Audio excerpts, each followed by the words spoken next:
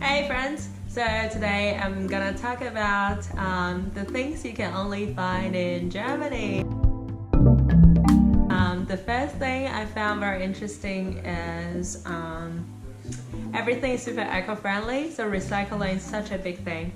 And so they have a thing called fund. So basically every time you buy a bottle of water, you also pay 25 cents for the bottle. And when you return the bottle to the supermarket, you'll get the 25 cents back. So when I first went to supermarket here, I didn't really know what's going on. And so I nearly argued with the person at the counter. I was like, why did you overcharge me 25 cents?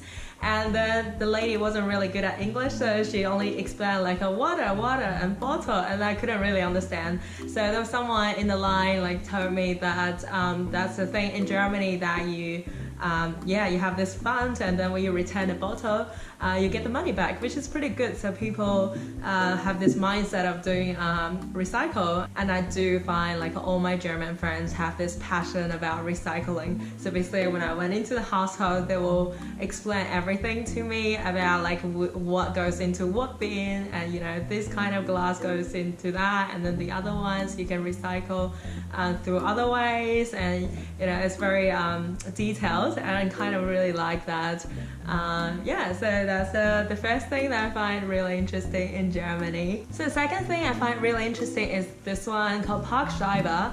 So basically what you use that for is sometimes when you park your car, there's a time limit. So when you arrive, you put your arrival time on this Parkscheibe.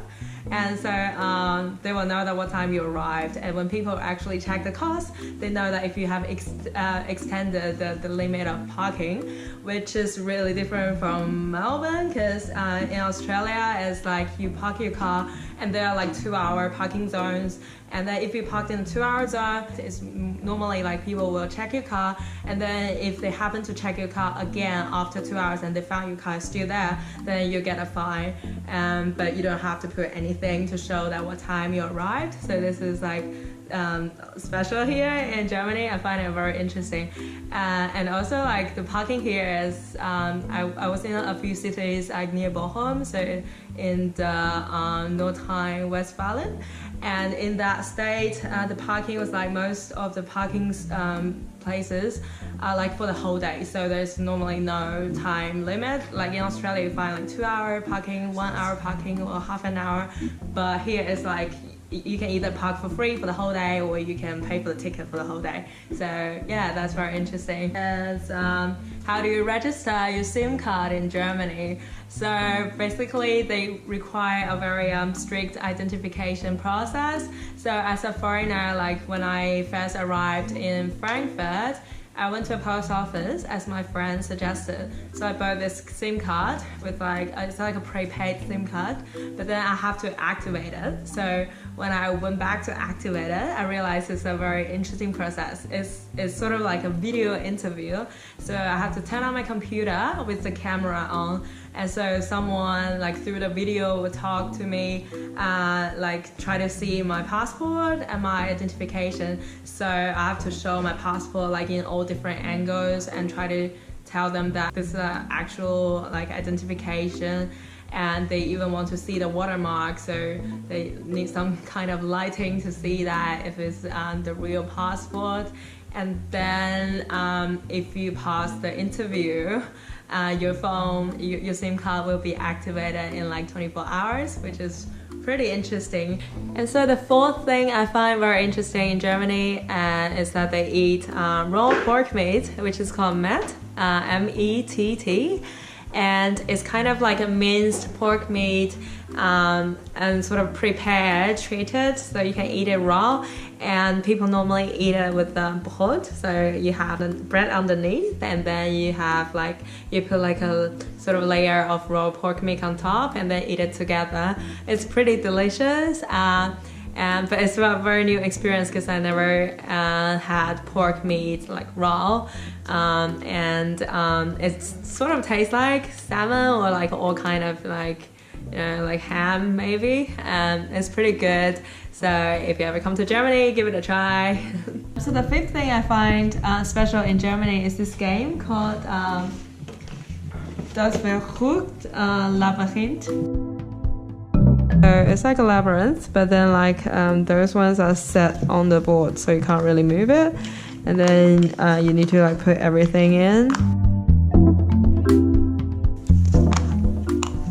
Yeah, so there's one extra card, and there are also some cards here. So basically it has the treasure that you need to find in this labyrinth.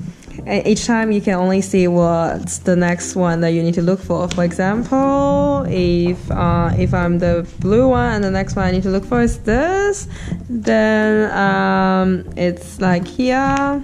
And so what you need to do is you need to try to find a way to get to the laser here.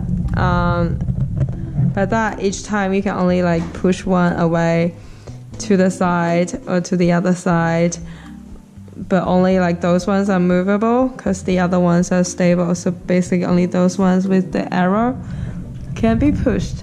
Yeah, so and the final goal is to collect all the treasures that you have, so all the cards that you have in your hand. And then you have to go back to where you started.